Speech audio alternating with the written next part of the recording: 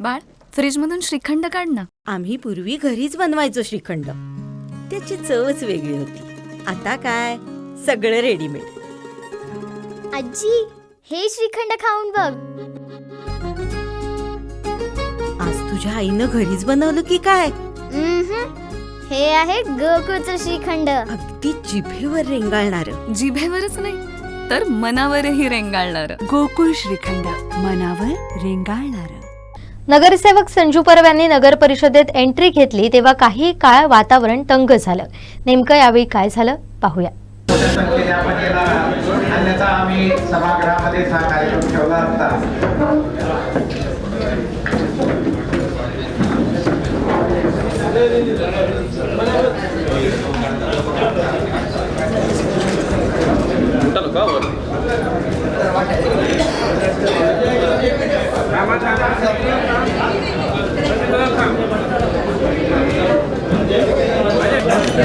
टक्कर देणारे आले रे,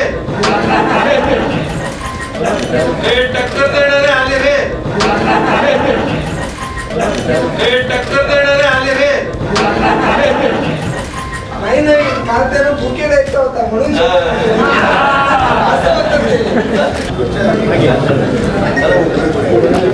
भारतीय जनता पार्टीचा, भारतीय जनता पार्टीचा,